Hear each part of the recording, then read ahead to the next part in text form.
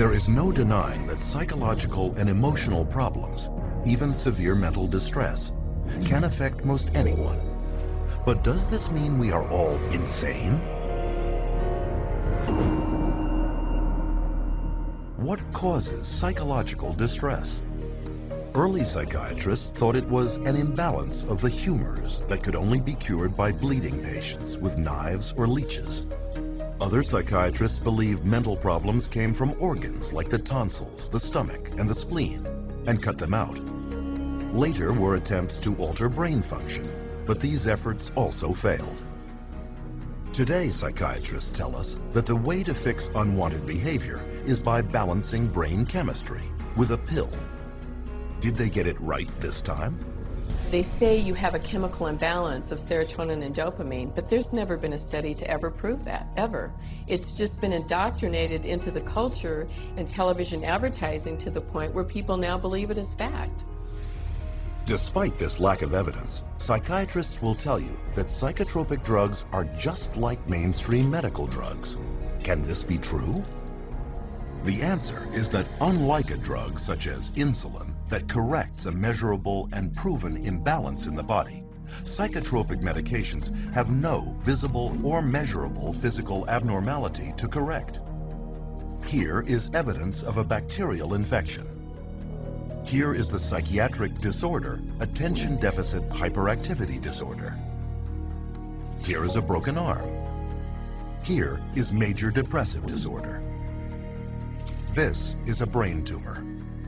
And this is bipolar disorder. Which raises the question, how can you medicate something that is not physically there? The answer is, you can't.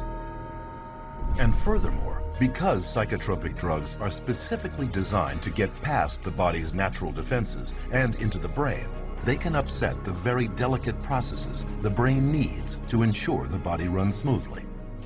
Every time you throw something into the system that's foreign to the system, you're creating imbalances elsewhere within the system. The body changes as a result of taking the medication, so when you stop taking the medication, the body's got to change back to the way it was before, if it can, because it can't always.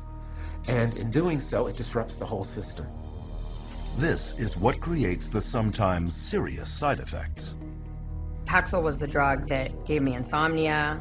I would cry very easily on it, and I completely lost my appetite within the first 2 days of taking it. It didn't help me study, it didn't help me do anything. I didn't even want to do work because I was so sick. Psych meds didn't help me at all. They made matters, I'd say probably like 10 times worse for me, maybe even 20. Only now I was further impaired by the medications, and I started having car accidents. They put me on Zoloft, and it made me want to kill myself. And I realized that those drugs were just destroying me. Even when I was on them, I realized that they were destroying me. In spite of the crippling effects of their drugs, psychiatrists and drug companies have used them to create a huge and lucrative market worth billions. And they've done this by naming more and more of life's problems as medical disorders, requiring psychiatric treatment. For example, shyness becomes social anxiety disorder. Loss of a loved one, major depressive disorder. Homesickness, separation anxiety. Suspicion, paranoid personality disorder. Having ups and downs, bipolar disorder. Distractibility, ADHD. This is why it is almost impossible for anyone to see a psychiatrist today and not be diagnosed with a mental illness. And a diagnosis of mental illness means psychotropic drugs. When a patient goes into a psychiatrist's office and asks for help, probably 98, 99, maybe even 99.9% of people are going to receive a medication. And these medications have been estimated to cause over 700,000 serious adverse reactions a year and 42,000 deaths. Meanwhile, the psychiatric industry rakes in $1/3 of $1 trillion a year. The issue isn't whether or not people's emotional problems are real. They are. What we really should be asking is, how did psychiatrists convince people that these problems were signs of mental illness? How did they use these illnesses to create a demand by doctors and the public for psychotropic drugs? And how did these drugs, with no known curative powers and a long list of side effects, become the standard treatment for every problem in life?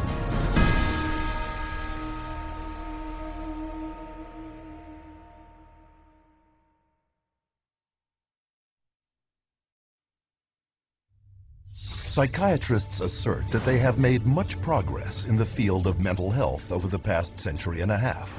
To prove this, they claim a history of great advancements in the area of psychotropic drugs.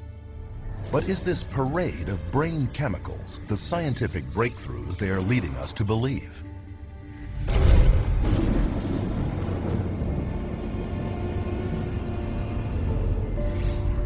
Modern institutional psychiatry has depended on psychotropic drugging since its earliest beginnings in insane asylums during the 19th century.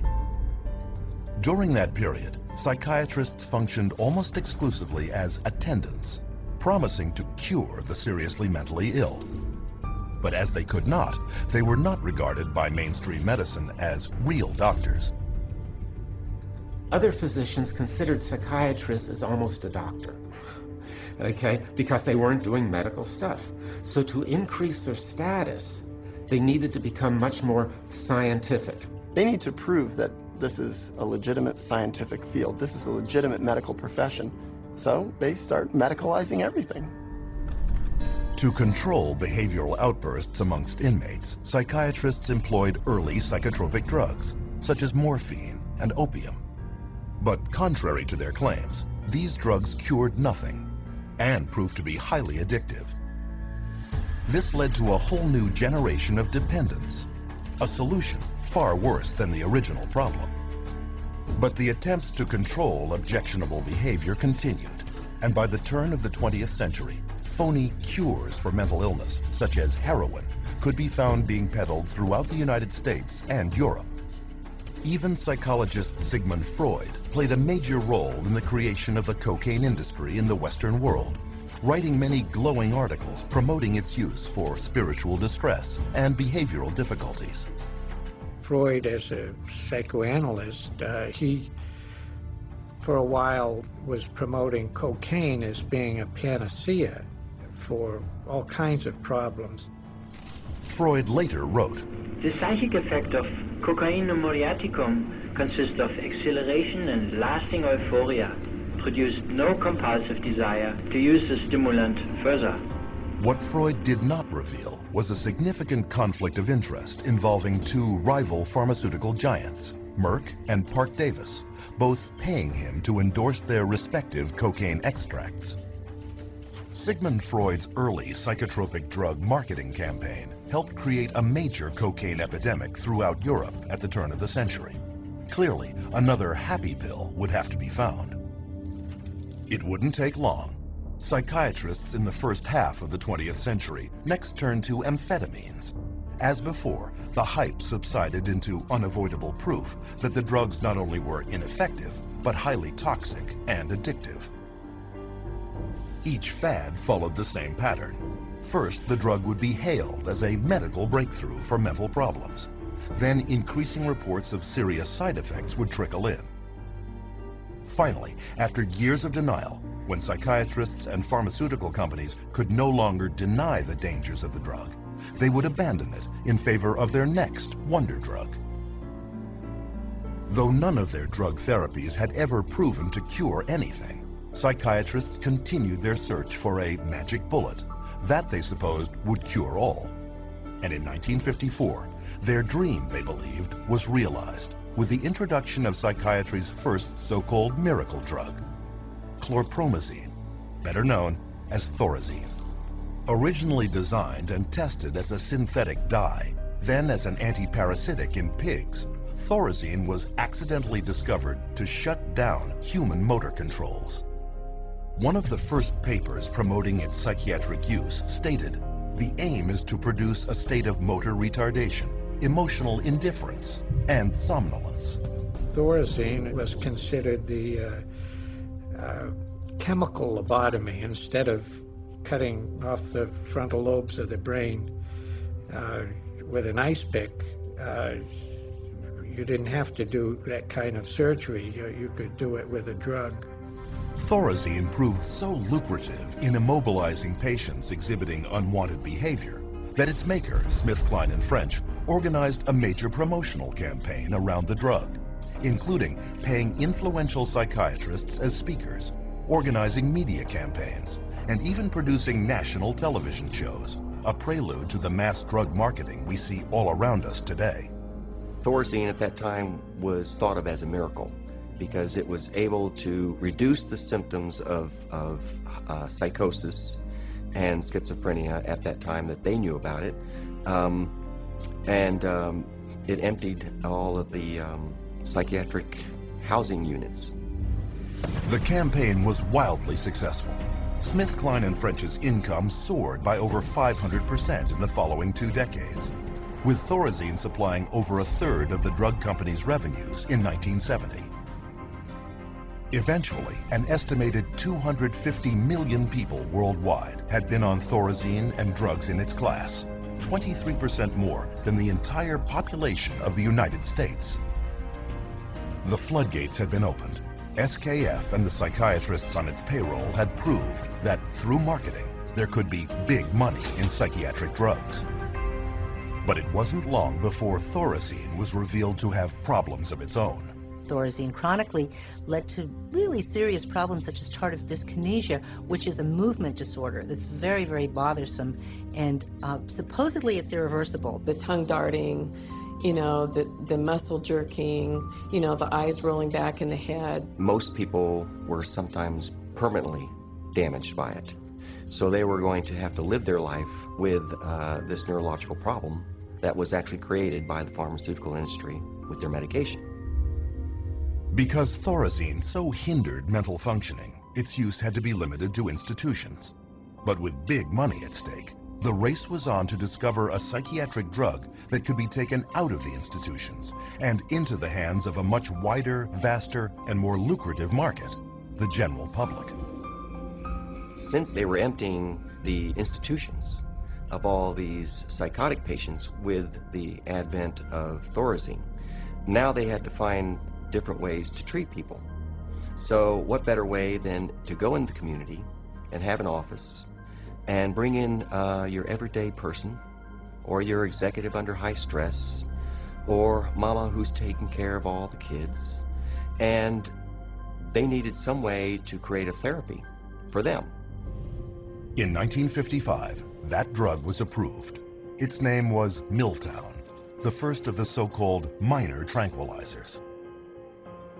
But to sell their new class of psychiatric drugs to the public, psychiatrists and drug companies first had to reposition them as working on a disease process, rather than just as sedating or restraining agents for undesirable human behaviors, as Thorazine had been.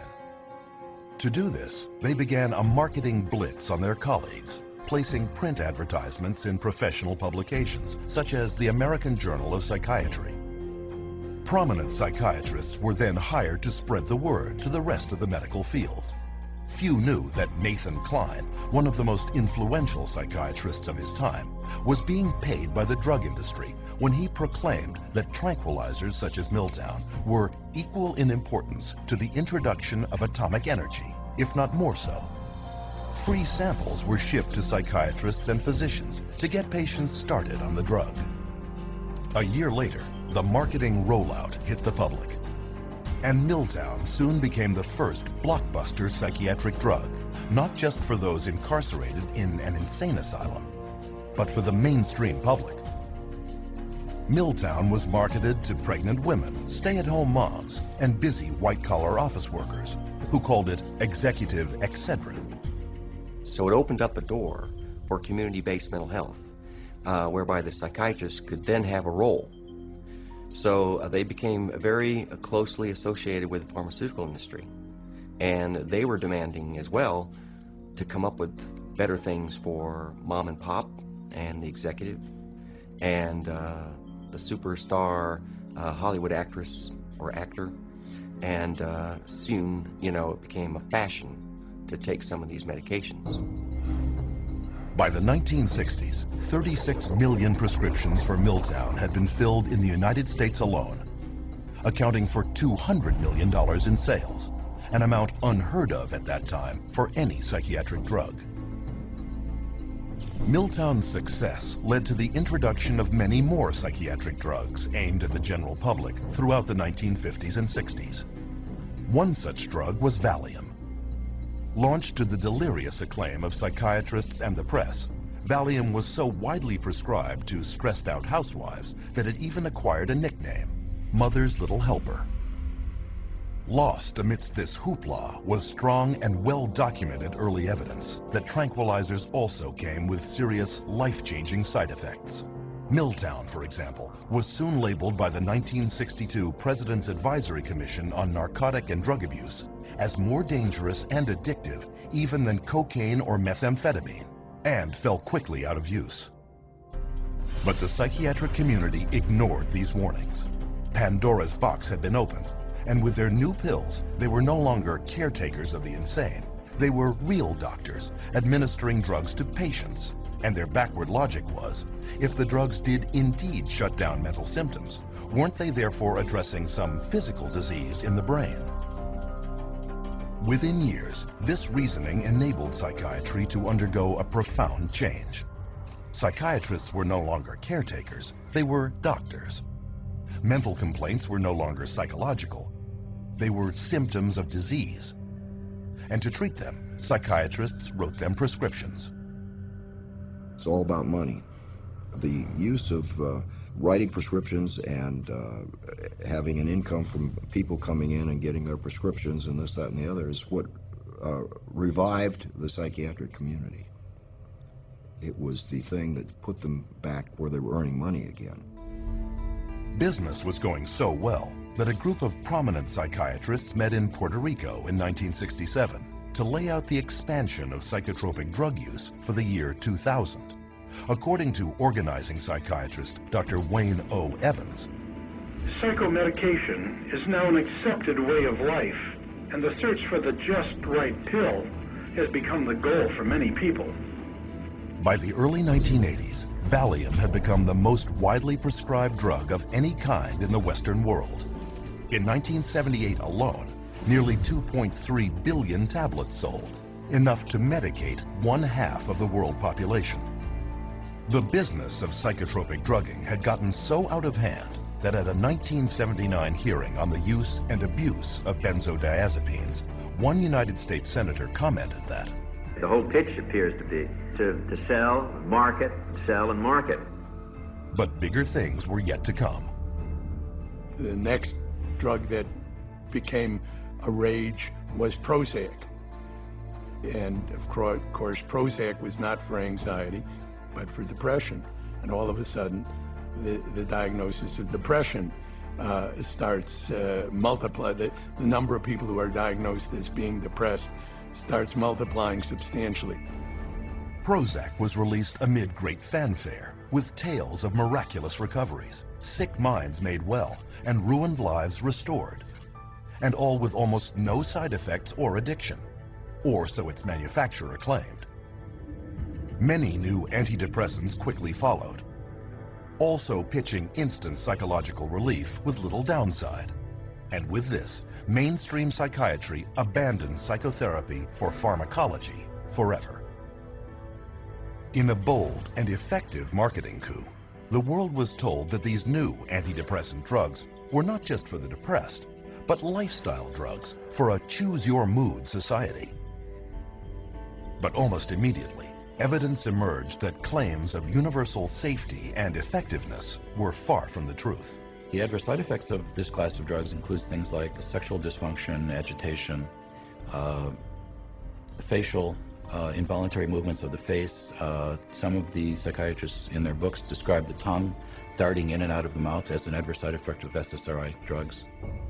Within 10 years, staggering details of side effects such as violence and suicide could no longer be ignored, with an estimated 3.9 million adverse events on Prozac alone. Black box warnings alerting the public to significant risks of violence and suicide were issued, once again against loud protests from drug companies and organized psychiatry. But when the patents of antidepressants expired, just as predictably, psychiatrists and drug makers finally admitted the truth. But now they claimed here was a new scientific breakthrough that would change everything.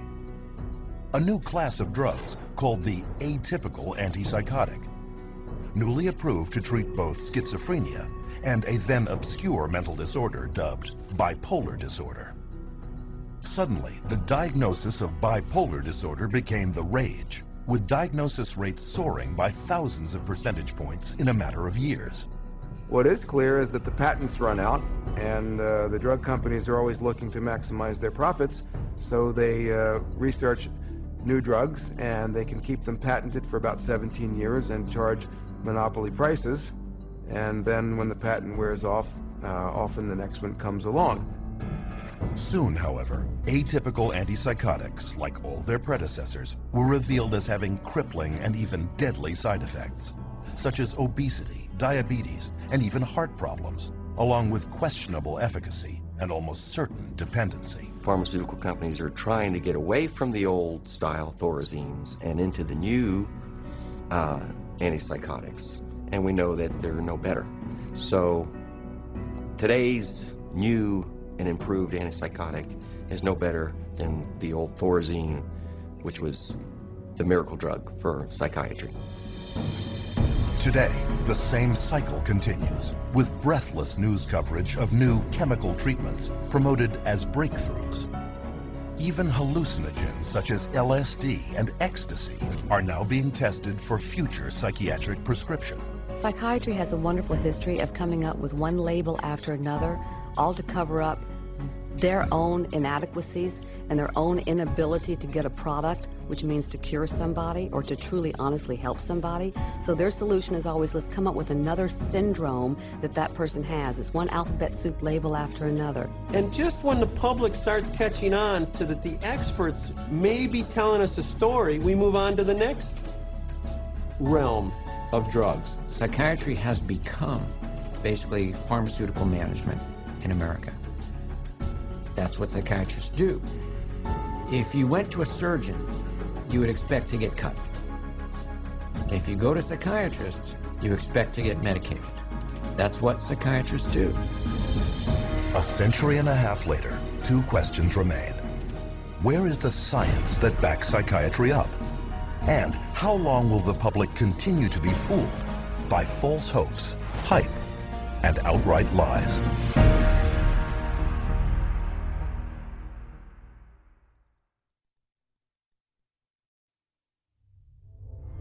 Psychiatrists have long desired to be viewed on a par with medical professionals. But whereas regular physicians have diagnostic tests to prove or disprove illness, psychiatrists do not. There is no objective testing in psychiatry. There is no blood test, there is no urine test, there is no biopsy. There's nothing that objectively proves that there's anything physiologically or biochemically wrong that's creating your symptoms. With cancer, you can do a screening and it's there or not. You can look at the cells and you can tell if it's there. Different diseases, you can look at it and you can see it under a microscope, or you can see it in an MRI, or you can see it in a CAT scan. With mental health, you can't see it. You can't be diagnosed in a medical procedure. It's all subjective. So the question becomes, without any scientific lab tests showing the presence or absence of mental problems, how does psychiatry's diagnostic system work? And how did it become so prevalent?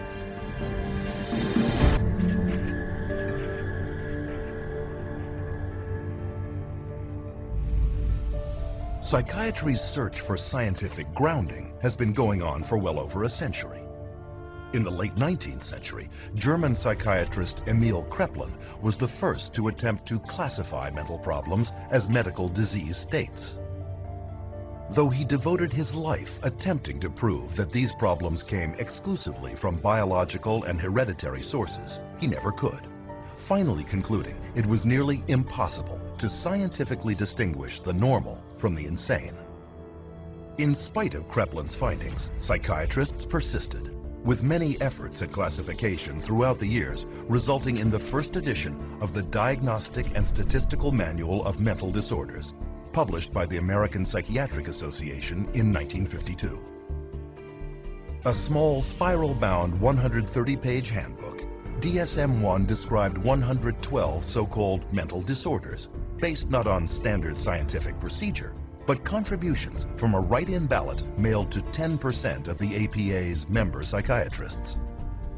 With the release of its second edition in 1968, the DSM had now grown to 145 disorders. Still not based on any science, though packed with theories on the origins of its illnesses. But with the sudden surge in popularity of psychiatric drugs such as Miltown and Valium among the general public, the psychiatric community realized that a biological explanation to justify prescribing them had to be found. And they found it in a paper written by psychiatrist Dr. Joseph Schildkraut. Though he had no means of discovering what normal brain chemistry should consist of, Schildkraut theorized that mental problems might be caused by a biochemical imbalance of neurotransmitters in the brain. It's a great line, the chemical imbalance. There's no evidence for it. There is no way you can measure or document that such a thing occurs in the first place. There are no lab tests to see what your neurotransmitter levels are or how much you need and how off your balance is. Chemical imbalance sounds good, sounds scientific, but whereas, as we know, there isn't any way to measure what the balance is. There is no identifiable chemical imbalance in the human brain other than the chemical imbalance that comes from putting a medication in that brain. And so we've been sold that there's a chemical imbalance, but there's no science to back that up. Though Schildkraut was never able to prove his chemical imbalance theory, it was too late.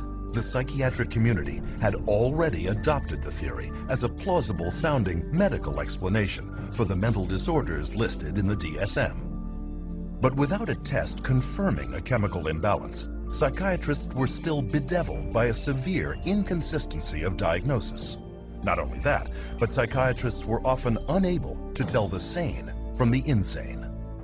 This point was driven home in 1972 in the famous Rosenhan experiment, where a total of 8 perfectly healthy volunteers each presented themselves at a mental institution, claiming to hear voices in their head that only said the words empty, hollow, or thud. No other psychiatric symptoms were stated. The result, each of the volunteers, including Dr. David Rosenhan himself, was immediately committed into the institution. The moment we were admitted to the hospital, we abandoned our symptom, and we behaved the way we usually behave. The question was, would anyone detect that we were sane? The answer was, no. No one ever did. All but one was diagnosed as schizophrenic. They were only discharged after admitting they were indeed mentally ill and in remission. After learning of the experiment, the psychiatric community was furious. One hospital challenged Rosenhan to send in more volunteers, promising to catch every one of the fake patients. 3 months later, they proudly announced that of 193 patients presenting themselves, they had turned away over 41 who were pretending mental illness and considered another 42 suspect. The problem was, Dr. Rosenhan hadn't sent in a single person. 70 years later, Emil Kreplin's conclusion that psychiatry could not distinguish sanity from insanity had once again been proven correct. In his study, Rosenhan concluded, any diagnostic process that lends itself too readily to massive errors of this sort cannot be a very reliable one. It wasn't just the embarrassment of the Rosenhan experiment that caused psychiatry's leadership to take a new approach to diagnosis. With the rapid expansion in the psychotropic drug business, psychiatry underwent a seismic shift in the way it promoted mental illness. And the third edition of the DSM, spearheaded by psychiatrist Dr. Robert Spitzer, took a decidedly brain-based biological approach. Unlike its predecessors, the proposed DSM-3 assumed that mental problems derived from physical abnormalities of the brain. And instead of describing possible psychological causes for mental distress, DSM-3 would simply provide clinicians with checklists of symptoms. However, these descriptions were broad enough to apply to anyone at any time of life. With no science to back them up, these newly proposed disorders and the checklists that went with them were subject to intense negotiation, compromise, alteration, and heated debate. Psychiatrist David Schaffer, who attended the DSM-3 conference, observed, people would shout out their opinions from all sides of the room, and whoever shouted loudest tended to be heard. My own impression, is coming straight from England, was it was more like a tobacco auction than a sort of conference. Many committees are established to determine what should and shouldn't go into the DSM, the current revision.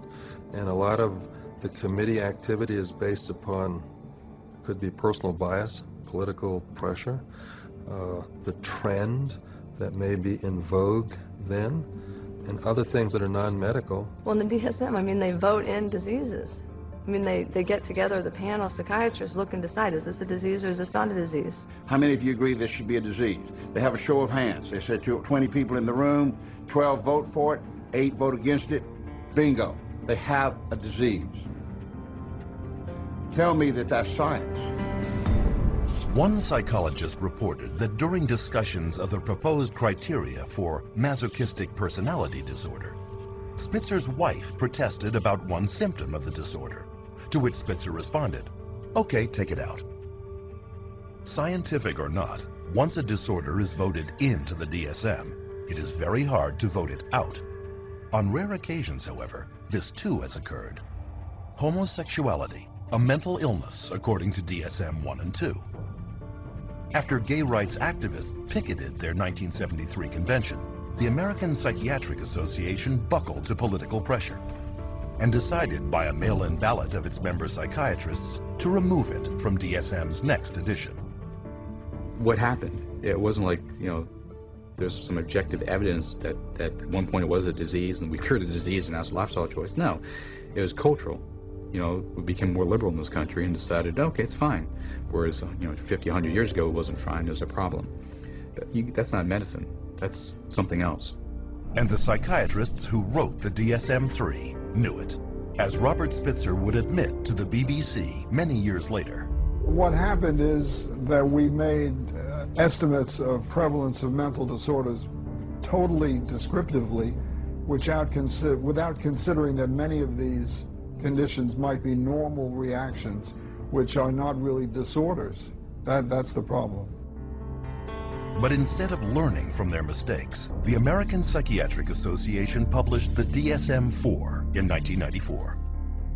And it was even bigger, with 374 different diagnoses amongst its 886 pages. The new edition more than tripled the number of mental illnesses listed in the DSM-1. This rapid expansion in the number of psychiatric diagnoses may not help the patient, but it benefits many others. Once a diagnosis has been created, it enters the professional curricula. Specialists emerge to treat it. Conferences are organized around it. Research and publications cover it. Psychiatrists formulate their patients' symptoms to correspond to it, and drugs are prescribed for it. The DSM, in short, was no longer a manual, but a full-fledged industry. The DSM, although it is our Bible, it becomes the Bible and it becomes tantamount to, the tablet coming down from Mount Sinai, not just for psychiatry and psychology, but for insurance companies, for the legal profession. It comes into play as far as sentencing. It comes into play as far as custody decisions. So non-scientific information is used to make some radical, life-altering or life-ending decisions. The danger of all these psychiatric diseases is that anyone walking the earth today could be labeled as having a mental illness. Using the DSM, psychiatrists at Harvard University have declared that half of everyone on earth will be mentally ill in their lifetime. One prominent Harvard psychiatrist, Dr. John Rady, goes a step further, arguing no one is truly normal. Though the American Psychiatric Association has quietly acknowledged the lack of evidence for Joseph Schildkraut's chemical imbalance theory, the claim is still flogged in the media and passed on to patients every day.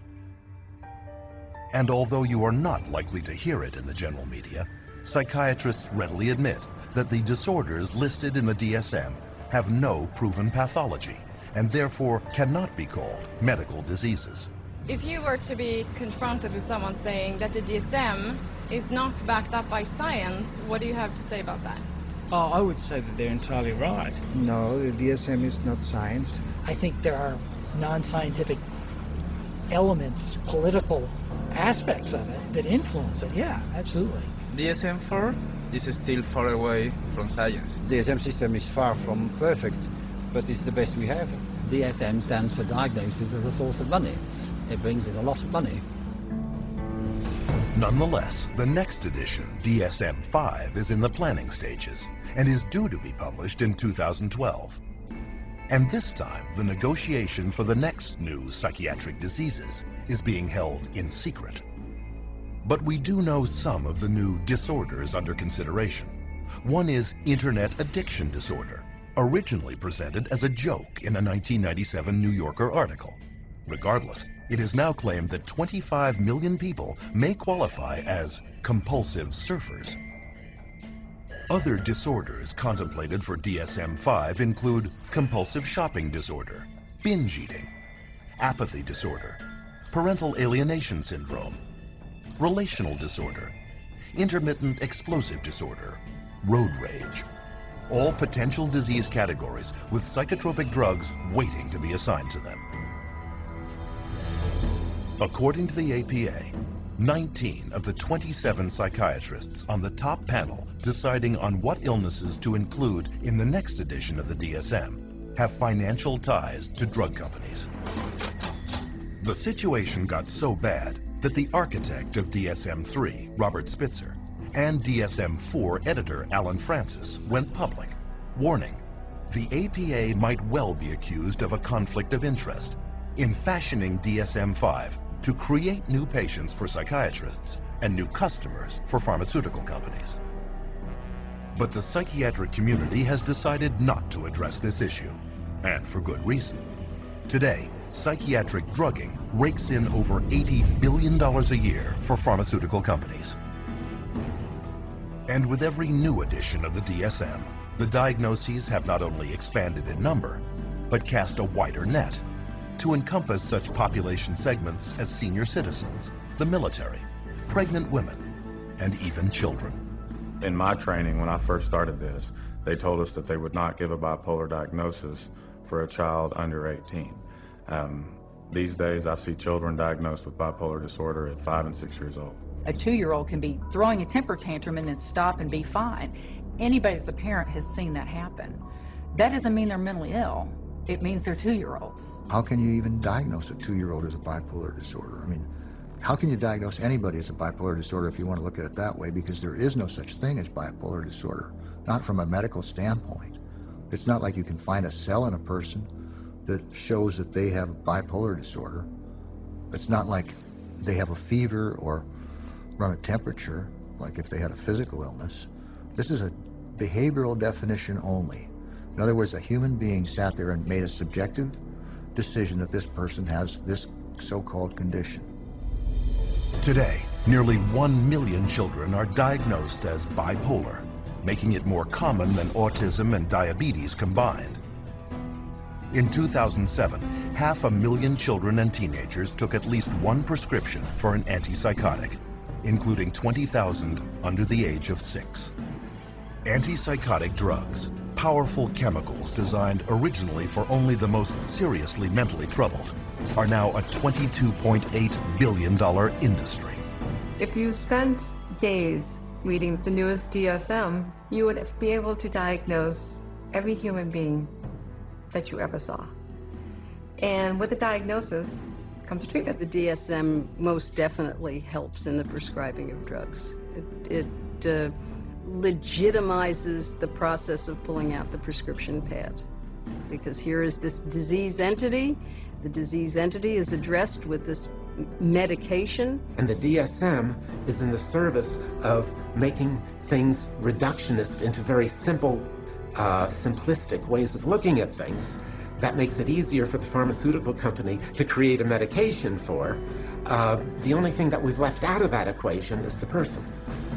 And the average person is completely unaware that psychiatric diagnoses are not medical, but merely voted on behaviors. Which leads us to our next question. How do psychiatrists take these invented disorders and get people to believe they have them?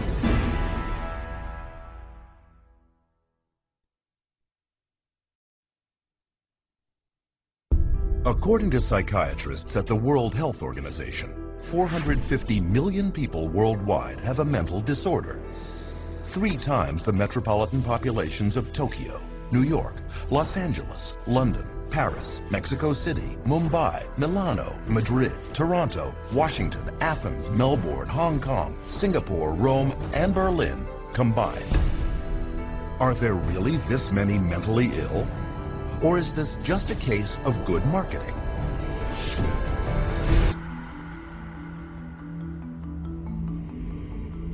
In early 1999, the United States was confronted with news of a frightening new disease epidemic. You blush, sweat, shake, even find it hard to breathe, posters read. With the tagline, "Imagine being allergic to people."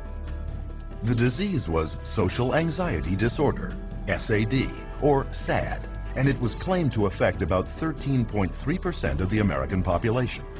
And to find out more, readers were instructed to contact a group called the Social Anxiety Disorder Coalition. What the public was not told was that both the coalition and the campaign were created by a public relations agency and bankrolled by a drug company. Later that year, while the campaign was making millions of people aware of this previously unknown disease, the antidepressant Paxil became the first drug approved by the FDA for the treatment of social anxiety disorder. Psychiatrists such as Jack Gorman of Columbia University and Murray Stein of the University of California at San Diego signed up as psychiatric frontmen for Paxil's ad campaign. And within 3 years, Paxil shot from 3rd place in its drug class to 1st. Paxil's product director would later boast, "Every marketer's dream is to find an unidentified or unknown market and develop it." That's what we were able to do with social anxiety disorder. Paxil's competition took notice. That same year, Pfizer got FDA approval to sell its antidepressant, Zoloft, for treatment of post-traumatic stress disorder. They too hired a public relations firm to create their own psychiatric front group and paid psychiatrists to spread the word about the disorder. This campaign would claim that 1 person in 13 would develop PTSD over the course of a lifetime. And this included anyone witnessing a violent act, natural disaster, or distressing event. And as with Paxil, sales of Zoloft skyrocketed. For the psychiatric drugs, the goal is to have as many people on them as possible. So the way to do that is to convince normal people that they have some defect or mental disease or condition that requires treatment. So I mean, that's the way they do it. They hire these big marketing companies that come up with these campaigns. We're going to tell you about your disease so that you can lead a happier, healthier life. Oh, and by the way, we have a drug too that helps to treat this disease. This practice of selling sickness is known as disease mongering, a term defined by the late journalist Lynn Payer as trying to convince essentially well people that they are sick, or slightly sick people that they are very ill. On Madison Avenue, disease mongering is accomplished through a strategy known as condition branding, where mental illness is pitched just like cars, beer, or laundry detergent. And according to top New York branding guru Vince Parry, no therapeutic category is more accepting of condition branding than the field of anxiety and depression, where illness is rarely based on measurable physical symptoms and therefore open to conceptual definition. Parry then suggests to executives 3 principal strategies for what he called fostering the creation of psychiatric illness. The first is elevating the importance of a condition, or leading the public to believe that a minor or temporary mental problem is much worse and far more widespread than it really is. Prior to the introduction of SSRI antidepressants, depression was considered, even by psychiatrists, to affect only 100 people per million. Since then, estimates have been raised to as many as 100,000 cases per million, a 1,000-fold increase. The result is about 10% of Americans, some 27 million people, currently on antidepressants, twice as many as in 1996.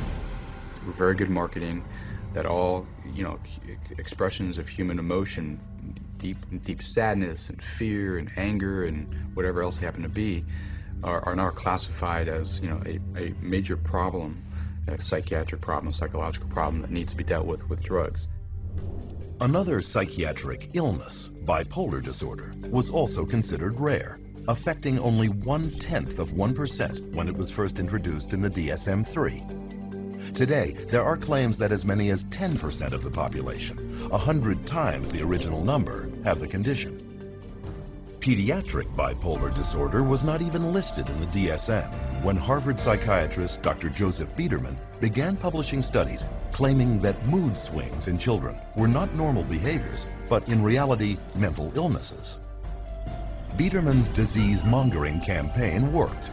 In the last decade alone, the rate of children labeled with bipolar has soared 4,000%. But what parents were not told was that 25 different drug companies had underwritten Dr. Biederman's work. The extent of their influence was not revealed until a 2008 Senate investigation exposed Dr. Biederman for failing to report more than $1.6 million in pharmaceutical income. But these revelations had no effect on psychiatry. Pediatric bipolar continues to be widely accepted in the psychiatric community. These labels are being applied to younger and younger children, which I think is really, a sad case. Not sure I agree with any of those labels to begin with, but let alone for them to be applied universally to young kids. This idea that childhood itself is a psychiatric disease is simply based off some completely unsubstantiated idea that got printed in the psychiatric manual, and there's no science behind it whatsoever. Disease-mongering strategy number 2, redefining an existing condition. This tactic takes an ordinary state of mind and recasts it as a psychiatric disease that now must be treated with drugs. Case in point, the winter blues, a common mental condition related to the lack of sunlight during winter months, but redefined by psychiatrists as seasonal affective disorder, a psychiatric disease requiring psychiatric treatment. As another example, consider the changing emotions during a woman's menstruation, made over by psychiatrists as premenstrual dysphoric disorder, a mental illness discovered not in a laboratory, but in the marketing department of drug maker Eli Lilly.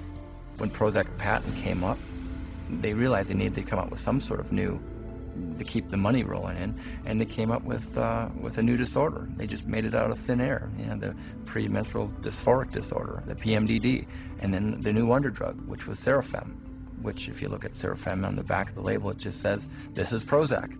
And they were able to keep that patent so that nobody else could make it, so that they could keep that money rolling in. Many of the drugs today are simply drugs repackaged. They're drugs that had a patent and now are generic, or now get called something else, or they decide now to use them for something else. Disease-mongering strategy number 3, creating a new condition for an unmet market need. Example, compulsive shopping disorder, publicized by psychiatrist Dr. Jack Gorman. In Gorman's public appearances, a recent study was cited that claimed that as many as 20 million Americans, 90% of them women, could have the problem.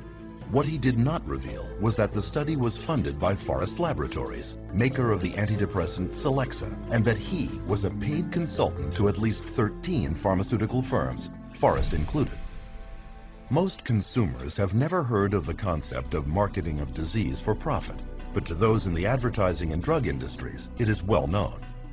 A 2005 Reuters Business Insight report, written for drug company executives, notes that the ability to create new disease markets is bringing untold billions in soaring drug sales, and that the coming years will bear greater witness to the corporate-sponsored creation of disease. If I can't get along with my husband, take a drug. If I'm feeling a little depressed, take a drug. If I can't study properly, take a drug. We've become a fast food, what I call a fast food, fast drug society. One might then ask, is anyone questioning this rampant increase in extremely questionable and scientifically unproven mental diagnoses? In April 2006, the British Medical Journal inadvertently found out when they published a groundbreaking study announcing a newly discovered psychiatric disease, motivational deficiency disorder, or MODED. Characterized by lethargy and an unwillingness to work, MODED was claimed to affect millions. But when media outlets around the world uncritically broadcast the news, the journal told the truth.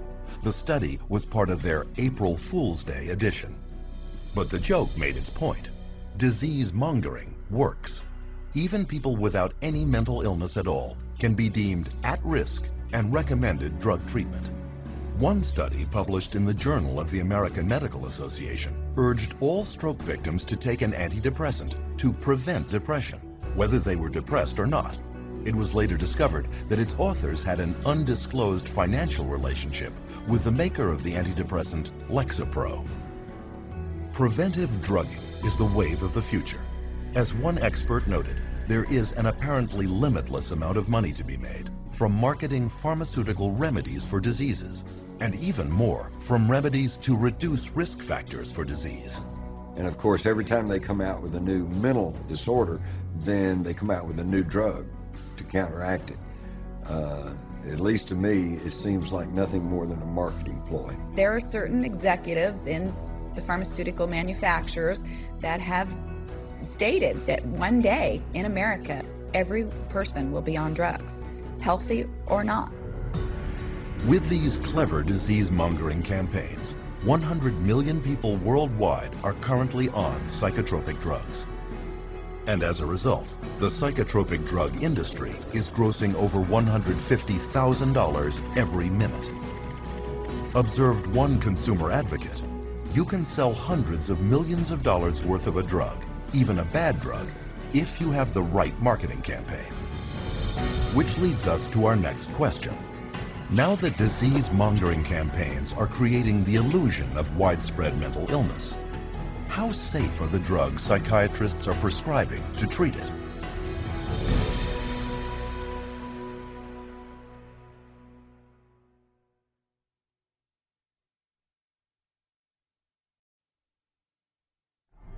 In modern psychiatry, psychotropic drugs have become the weapons of choice. But are they as safe as we've been led to believe?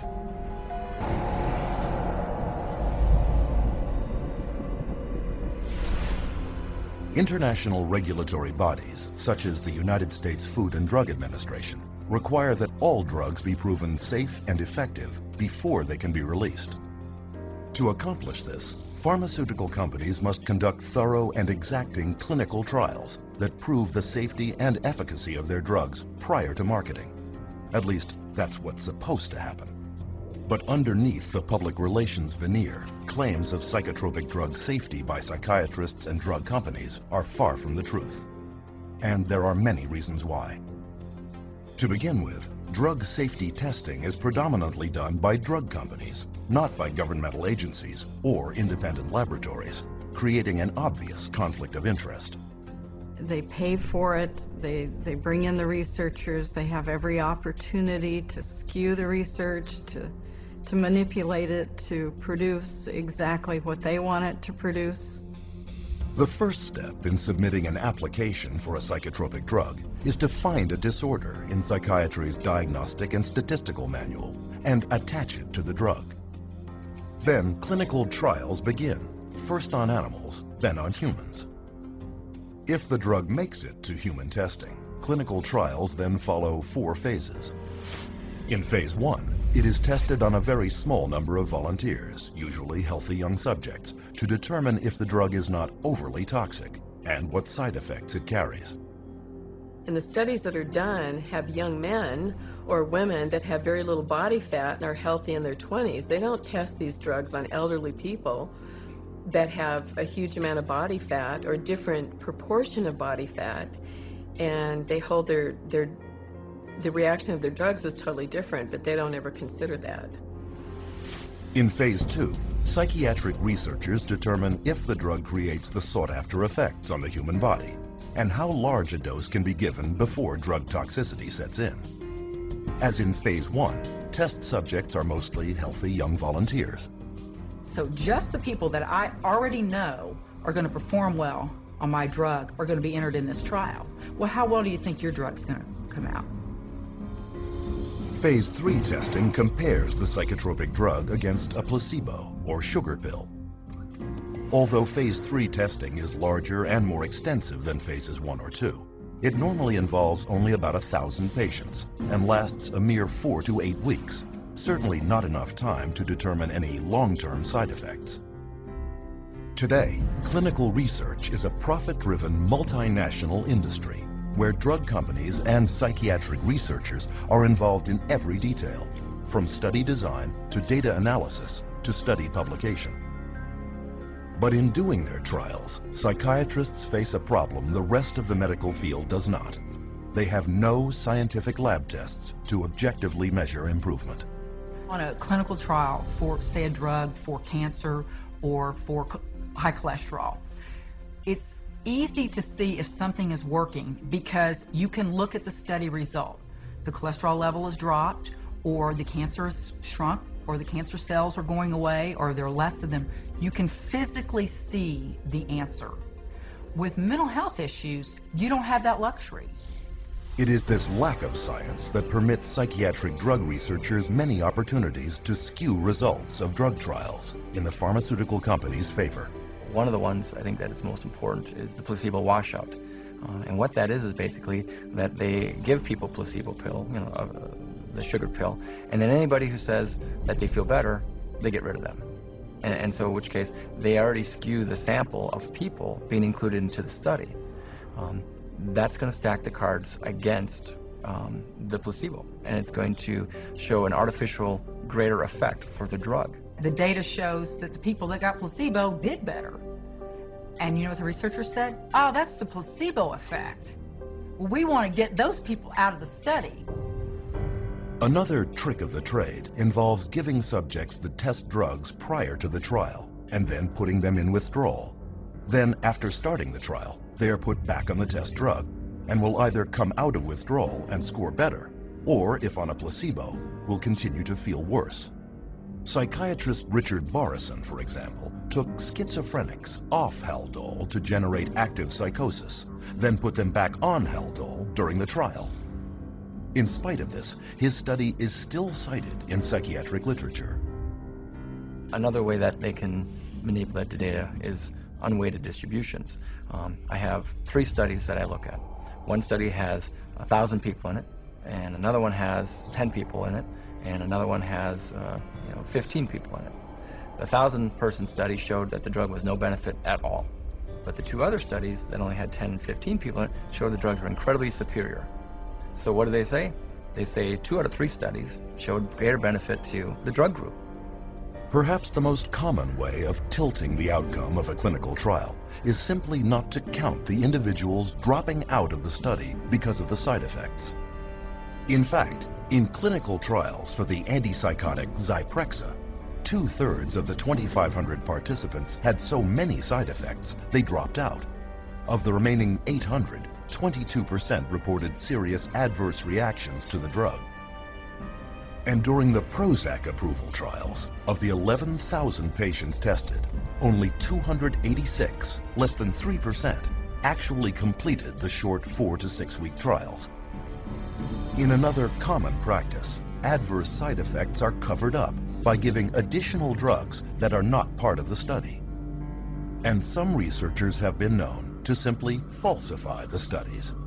Case in point, psychiatrist Farouk Abuzahab, former ethics committee chair of the Minnesota Psychiatry Society, whose patient he recruited into one of his clinical trials reported having extreme thoughts of suicide.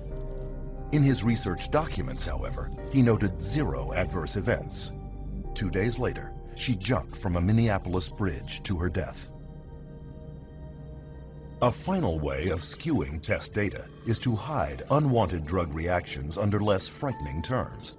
This trick was used in the notorious Paxil Study 329, where such side effects as aggressive events, homicidal thoughts, and homicidal acts were categorized under the word hostility, while under the nebulous term emotional lability were filed suicidal thoughts and actions.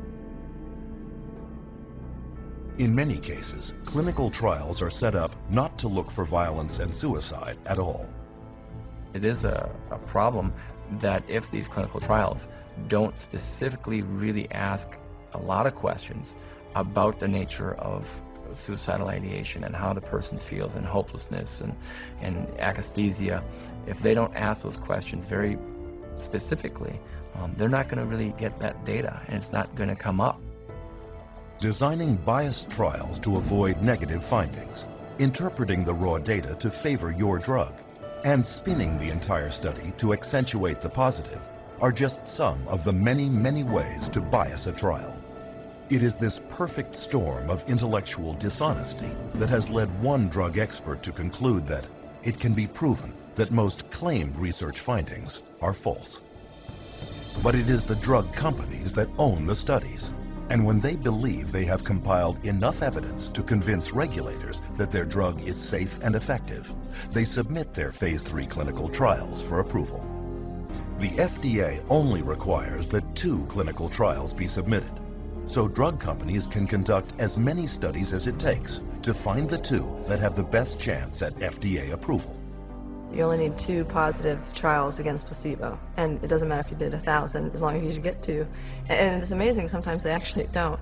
They might pool data from another couple of clinical trials in order to get that approved. They don't need to report all their data. They don't need to report all the trials that they do. They only need to report the ones that they want. They can handpick whichever one they want and then submit just those couple to the FDA.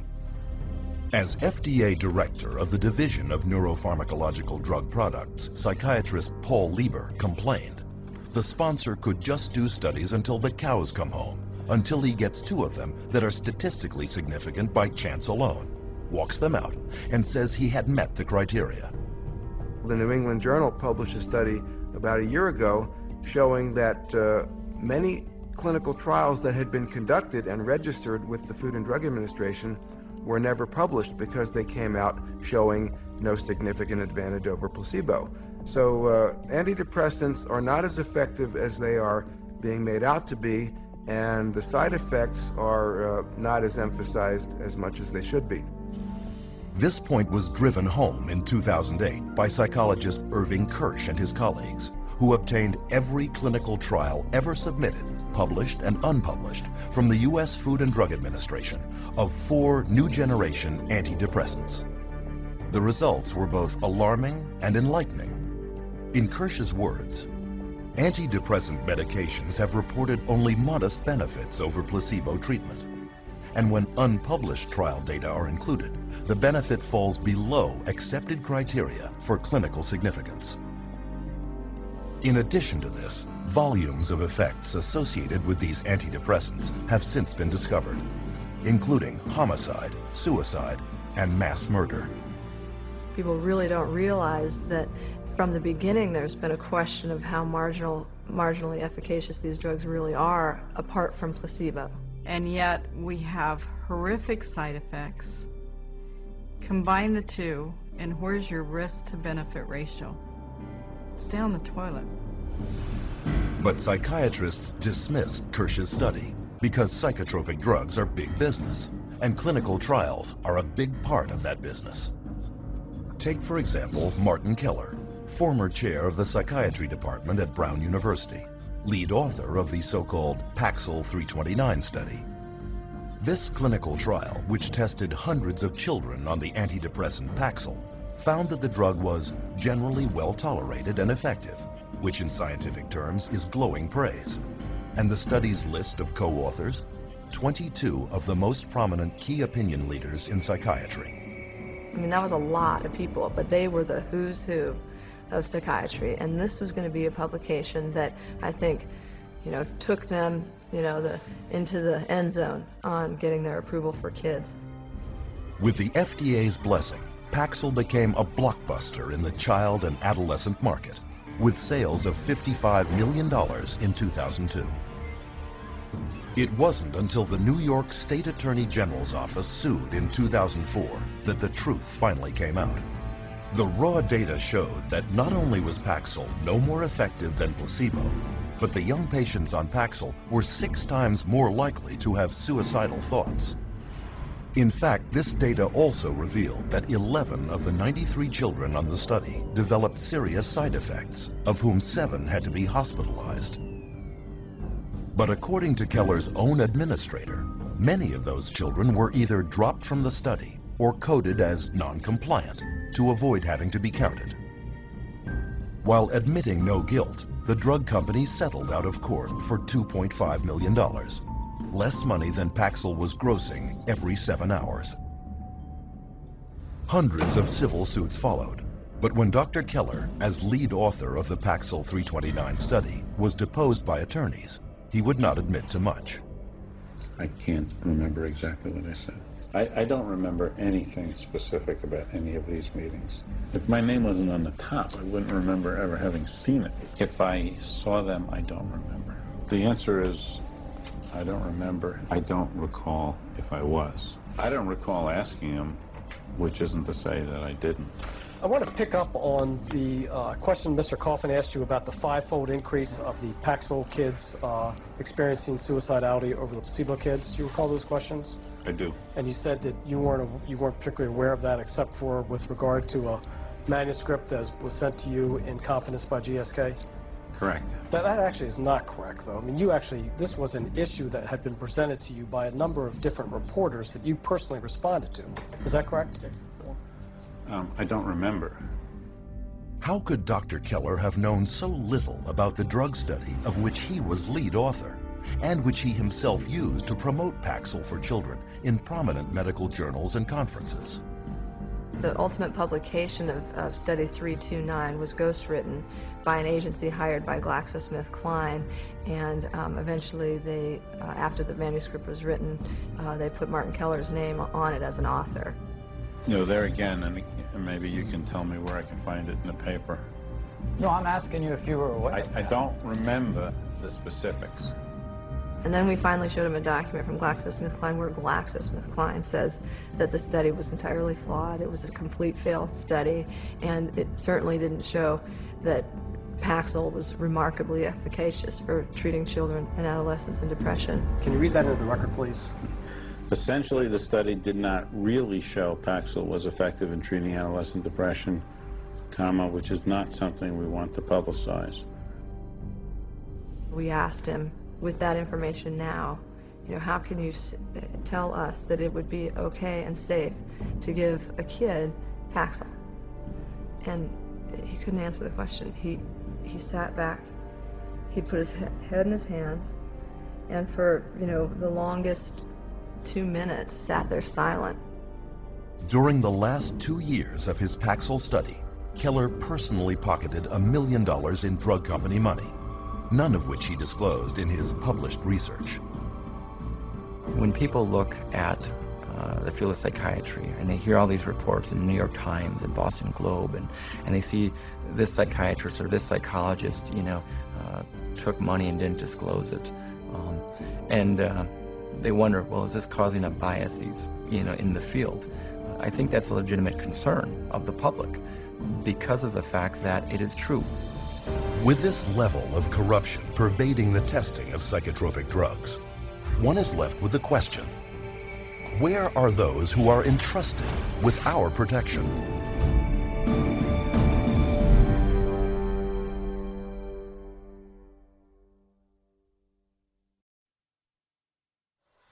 Government regulators are supposed to watch out for patients' welfare.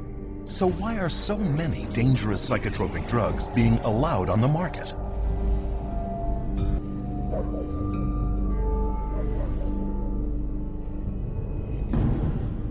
At one point, the U.S. Food and Drug Administration was considered the gold standard in drug safety. But this is no longer the case with psychotropic drugs, where psychiatrists and drug companies have virtually taken over the approval process. FDA drug advisory panels that recommend the approval of psychotropic drugs have long been filled with psychiatrists with financial ties to drug companies. One study showed that 92% of FDA advisory meetings in the last decade included at least one member with conflicts of interest. In response to the accusation of conflict of interest, the FDA says that they have tried to find mental health experts without drug industry connections, but can't locate any. To solve this, they issue waivers, where a psychiatrist is allowed to sit on a psychotropic drug advisory panel, despite having a financial conflict of interest of up to $50,000 a year with drug companies. The advisory panels that review drugs, most of these people are direct recipients of money from usually the drug under study, the company that's submitting the drug, and they waive the conflicts most of the time. So it's pretty pervasive, and it's quite insidious. Full waivers have been granted to the following participants: Dr. Andrew Leon for his role as a member of a data safety monitoring board for an affected firm. He receives between $10,001 and $50,000 per year. Dr. Bruce Pollock has been granted a limited waiver for his activities on an advisory board and speakers bureau for an affected firm in which he receives less than $10,001 per year. Ms. Jean Bronstein for her ownership of stock and a bond in an affected firm in which the value falls between $50,001 and $100,000. You could be paid massive amounts of money by the drug companies, you know, in this sense, and then turn your head here and say, okay, now I'm going to review the drug. And that huge conflict of interest was not to be discussed. In fact, they didn't want people putting it out there. That was the policy. So they still allow it. They still allow that conflict to continue. But now it's meant to, you know, I guess they're supposed to acknowledge if there's a conflict of interest. But acknowledging the conflict and getting rid of the conflict are two different things. The revolving door between government, academia, and the drug industry is one of psychiatry's worst-kept secrets. There's a revolving door, FDA and drug, FDA and drug. So we have a system where those institutions that people trust, want to trust, would like to trust, are truly untrustworthy. Case in point, Daniel Troy, a former drug company lobbyist who was then hired as general counsel for the FDA, where he filed legal briefs in favor of drug companies and against drug victims. He was the drug lobbyist lawyer, and then he became the general counsel of the FDA. I mean, they talk about having the wolf watch the chickens. After leaving the FDA, Daniel Troy went back to the drug industry, where he is now Senior Vice President and General Counsel for pharmaceutical giant GlaxoSmithKline. This is the atmosphere under which psychiatrists at the FDA give drug makers approval to sell psychotropic drugs. But the clinical trials are not supposed to end here. There is one final stage of testing to go, Phase 4. Phase 4 requires that drug companies track the adverse side effects that will undoubtedly occur in the general public, well beyond the very small samples of Phase 3. The sheer number of side effects that will now emerge has prompted one advocacy group to warn that most drug safety problems will not show up until the drug has been on the market for at least 7 years. The meds are not tested long-term before they get approval from the FDA. The studies tend to be a matter of weeks or a few months, but nothing looking at over the years. And the data that's coming in now from Europe and also in the United States is that the side effects are deadly. Instead of serving a safety function as post-marketing surveillance, Phase 4 clinical trials are now being recast as post-marketing research and repurposed into a means of testing psychotropic drugs for additional psychiatric disorders.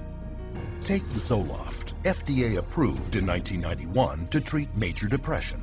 Since then, it has also been okayed to treat obsessive compulsive disorder, post-traumatic stress disorder, premenstrual dysphoric disorder, panic disorder, and social anxiety disorder. In 2005, the last full year before it lost its patent, Zoloft grossed $3.3 billion. And as with other psychotropic drugs, much of that is pure profit. 100 Xanax pills, for example, only cost 2.5 cents to manufacture, but retail on average for $136.79, a profit of well over 500,000%. It is for this reason that drug companies enjoy profit margins of about 16%, triple the norm of most businesses. In 2006, drug company CEOs of the 10 leading drug companies were paid an average of $18 million a year, almost 400 times the median household income of the average American family. Investors also love pharmaceutical companies producing psychotropic drugs, since psychiatrists never prescribe them to cure mental problems, but to manage them, often for a lifetime. And lifetime customers have a huge impact on the bottom line. As one stock analyst famously commented, the first disaster is if you kill people. The second disaster is if you cure them. Pharmaceutical company stock has been one of Wall Street's most consistent winners and is widely considered one of the most profitable investments one could make. In 2002, the total profits of the top 10 drug companies in the Fortune 500 exceeded the combined profits of the other 490 businesses. And a downturn in pharmaceutical stock prices would constitute major losses for investors throughout the world, and investments must be protected. With so much money at stake, is it any wonder that stockholders are never told the truth about the drugs they are investing in? They are unaware that FDA approval does not guarantee drug safety, and that the clinical trials justifying that approval are frequently based on falsities and deceptions.